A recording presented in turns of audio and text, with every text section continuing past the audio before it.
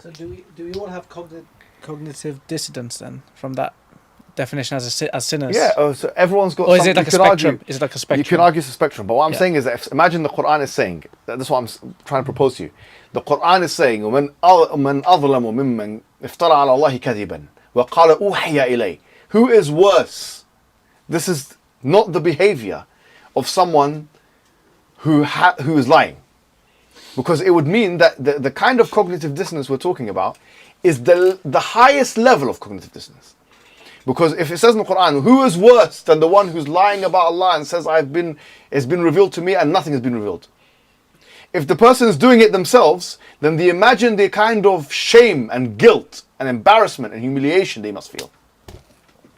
So we are saying, does the Prophet's action, sallallahu alaihi wasallam, in his seerah, and this is a question that when we're going forward, you have to ask yourself, does it indicate of a person, does it show a person who's shamed and who's humiliated and who's delegitimizing the idea of lying spiritually and stuff? No, it doesn't show this at all. His life doesn't show that. Do you see what I mean? He doesn't exhibit the characteristics of someone who has a high level cognitive dissonance. Any questions on that point? Okay. So these are the kinds of things that people have when they have cognitive dissonance. Mood swings. They have mood swings. They have shame, they have embarrassment, they have avoidance. They don't want to talk about an issue. Because if you, like for example, if you believe that the earth is universe 6,000 years, and now you're in the physics classroom, the talk of 14 billion year old universes will make you uncomfortable. At the very least, you cannot be not uncomfortable with it. How could you be not uncomfortable with this? How? I mean, so what I'm saying is it would require kind of psychotic nature. Now we're moving into, if it's that deep, psychopathy. Psychopathy. You'd have to have a level of psychopathy. Yes. And also with those types of people, they require so much willpower to keep that level of cognitive life, let's say. Yes. That they become they become a person who makes wrong decisions in the most simplest things. Yes. And we don't say that in the Prophet ﷺ. Exactly. Yeah, that's a good point. Yeah. How does it work with biologists and evolution and those who study it? Because I think in the academic journal they call it a theory, but they act as if it's like as real as existence sometimes. What is? Like evolution and we come from apes and stuff like. Yeah, it's a theory, and obviously there's debates about it being theory and it can be countered and stuff like this. But I think in that area they see it as quite like true and evident. Yeah, that even affects Muslim people, right? Yeah, as you're aware. But that's obviously the discussion of evolution would de-scope what we're talking about today. But yeah, that's a good example of something where people have cognitive dissonance as well.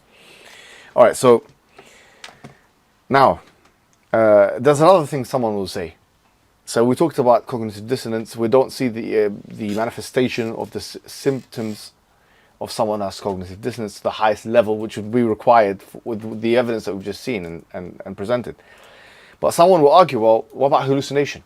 Because we're going to talk about like the Prophet ﷺ going to the cave and all that kind of stuff. But how do we know that this is not a hallucination? Now, these are the kinds of disorders that if someone usually has hallucinations, okay? Number 1, schizophrenia. Number 2, bipolar disorder. Psychosis, by the way, is a psychological term for someone who has lost touch with reality. If you look at the DSM register, that is how they define psychosis. Someone who's lost touch with reality. Okay. So psychosis, by the way, you can have schizophrenia, and as part of schizophrenia, you have psychosis. Psychosis doesn't usually come by itself. It usually comes as a package of another kind of medical disorder. So for example, if you have bipolar disorder and then you have a manic episode or a mixed episode or whatever it may be, even a depressive episode, but usually it's manic, that person would be psychotic for the time that they have that episode, for example.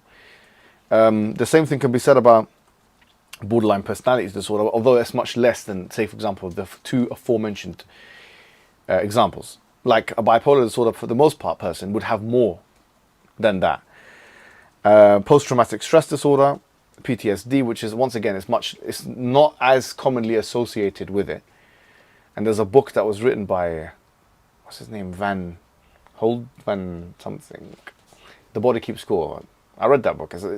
This guy was one of the main people, Van something, I forget his name, but he's the one who had clinics for PTSD and stuff like that, and he's talking about what is it. And by the way, there's PTSD and there's PTG, which is the opposite of PTSD, which is also mentioned in some of the psychological review papers. PTG stands for post-traumatic growth. Now, honestly, I've seen this written in peer-reviewed journals and stuff. It's the opposite. So something bad happens in your life, yeah, you can have PTSD, okay, which has its own symptoms, and you have, like, for example, traumatic episodes. You have nightmares. You might have repeated thoughts and whatever, incessant thoughts and fixations and obsessions. But you also have PTG, where someone goes through some difficult thing in their life, and then they see the optimism in it. They become ultra optimistic. They grow effectively because of it. Now, once again, does the Prophet Muhammad ﷺ exhibit the behavior of someone who has PTSD? Absolutely not. If anything, he has PTG.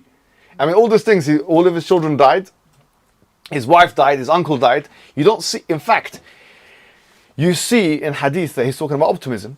He's not talking about pessimism, which, by the way, doesn't happen to someone who's got bipolar either, especially not in depressive episodes. Depressive episodes, they're bleak and hopelessness.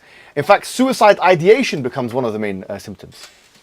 Schizophrenia, suicide ideation. Look at the symptoms of these disorders. Suicide ideation, you become so, and we'll talk about suicide in a second, because there's one of the shubhas. But you become so sad that for the longest space of time, you just become pessimistic. That's your life. But if you know these conditions, like, for example, bipolar disorder, or schizophrenia, or borderline personality disorder, or PTSD, many people listening to this know people who have these conditions, very serious conditions. And if you know people, you know that their behavior is volatile. Effectively, that's one thing that characterizes all of their behavior. It's volatile. Now, someone will say, well, it could be a lesser thing, could be a sleeping disorder, or brain lesion, which doesn't add up because there's no evidence of the Prophet ﷺ had any of that. Or drug use, of course, this time, the Prophet ﷺ clearly, there's nothing about him drinking or taking alcohol or anything like that, right? But let's entertain the issue for a second. Because let's say someone takes a hallucinogen or a psychoactive drug. Yeah. Now, when you take a hallucinogen, you do hallucinate. No problem. Take a magic mushroom, which I'm not sure if anyone here has tried it. Hopefully not. But hallucinations are not organized. Now, let me explain what I mean by that. Like, so for example, if I today take a hallucinogen, take a mushroom, I bring a mushroom and eat it. Magic mushroom. Yeah. Now, if I then report my hallucination, yeah, I report what happened. And then I wait 2 days and I take another mushroom. And then I report my hallucination, I put it in a diary. And then I wait 2 days and I take another mushroom. And I do that over a span of 20 years. Okay? Wherever the hallucinations that I'm reporting here, the likelihood of them having a storyline attached to it and being coherent is zero, actually. It doesn't happen. Ask many people are watching this are drug users.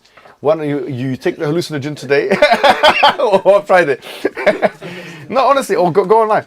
They've taken the drug. You can't say, well, how can you produce the Quran, which is a structurally knitted together document, or let's say speech, I shouldn't say document.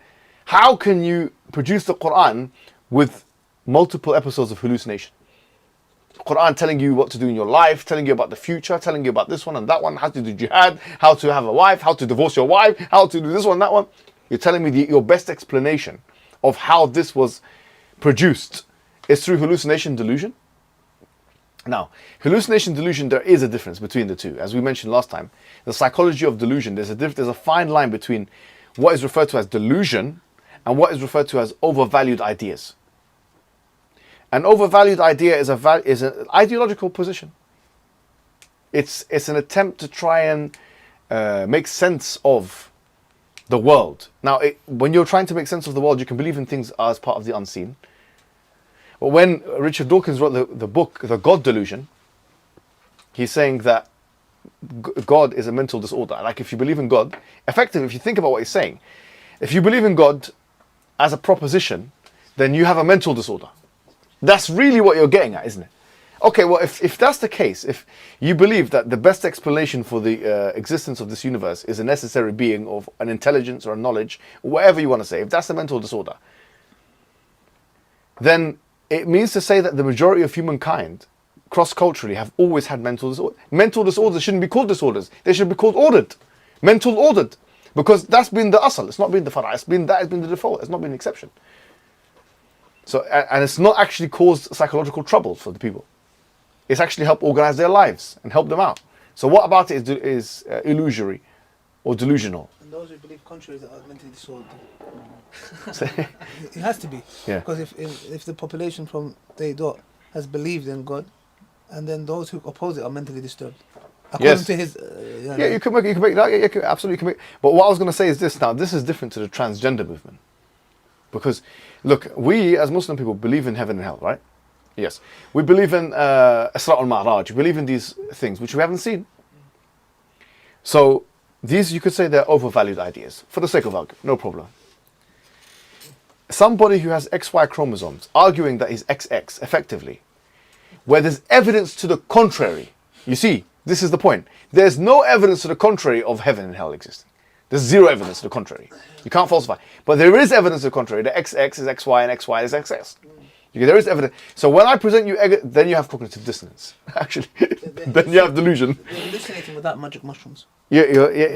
I would call it a delusion rather than hallucination. Remember, we said there's a fine line. No, they're But hallucinated. when we say the Prophet, what best explains the Quran, what best explains his behavior, what best explains, then the reason why I'm giving you this as a framework before we start talking about all of this is because people are going to throw words. They're going to say, okay, well, delusion, hallucination, mental disorder, epilepsy, whatever. Say, fine. You think you're a psychologist. You think that you're Freud and Carl Jung. You think you know all these things, right? No problem. How do you define? What are the symptoms of X, Y, Z? And let's see if it applies to the Prophet. It doesn't. Does not apply.